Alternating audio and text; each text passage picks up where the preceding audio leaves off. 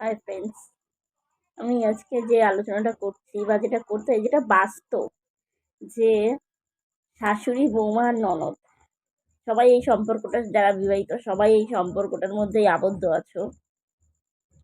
আমি একটা মেয়ে, আমি একটা বৌমা, আমিই কিন্তু আবার একটা ননদ। মানে এই যে তিনটে পার্ট, আবার কিন্তু হ্যাঁ শাশুড়ি হয়তো এখনো হয়নি, কিন্তু হবো, ননদ হয়েছি, বৌদি হয়েছি, সব কিছুই। তো আমি যখন কোনো পরের বাড়ি যাচ্ছি তখন বউ হচ্ছি, যখন নিজের বাপের বাড়ি এসেছি তখন ননদ হচ্ছি। কিন্তু অথচ আমি যখন বাপের বাড়ি এসেছি আমি বলছি আমার বৌদি ভালো না।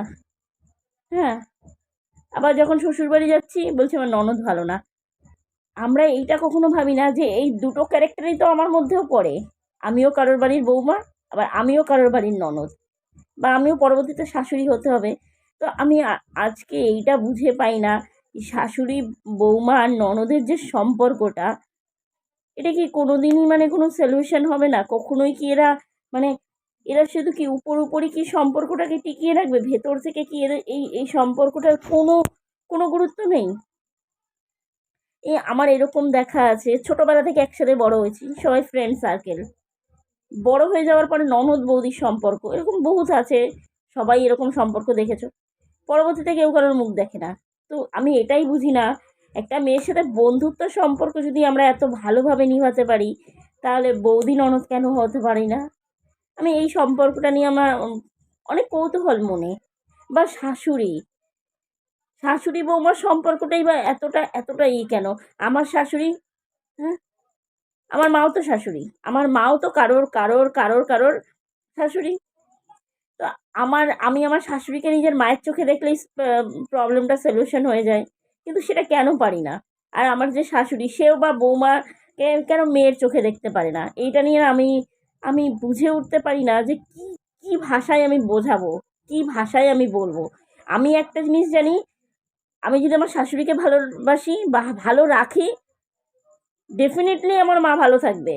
এটা আমার চিন্তা ভাবনা, এটা আমার চিন্তা ভাবনা যে আমি যদি আমার শাশুড়িকে ভালো রাখি, আমি যদি বাপের বাড়ি গিয়ে আমার মাকে রান্না করে খাওয়াতে পারি সকালবেলা উঠে, আমি আমার শাশুড়িকে কেন পারবো না? কেন পারবো না? আমি যদি তাকে দেখি, অবশ্যই সেও আমাকে দেখবে।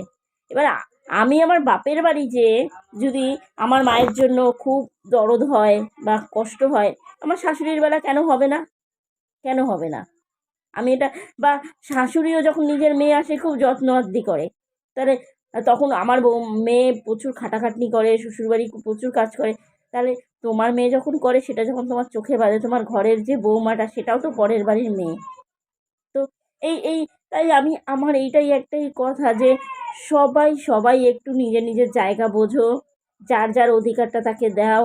অবশ্যই আম, আমি কোনোদিনই পারবো না, এই সম্পর্ক কোনোদিনই ঠিক হওয়ার নেই, তাও অনেকেই বোঝে না যে এইটা বোঝে না যে আমার মা যদি আমার শাশুড়িকে যদি আমি ভালো রাখি, আমার মাও ভালো থাকবে।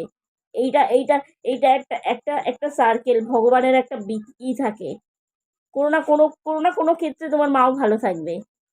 ট্রাই করে দেখবে যদি কেউ ভাবো কখন আমার শাশুড়ি খারাপ, আদৌ কিন্তু নয়। এই সম্পর্কটাই এরকম, শাশুড়ি বৌমা, শাশুড়িও ভালো, বৌমাও ভালো, ননদও ভালো, কিন্তু কোনো একটা জায়গায় গিয়ে তিনটে সম্পর্ক তিন রকম, কিন্তু ভালো সবাই, কেউ খারাপ নয়। নমস্কার।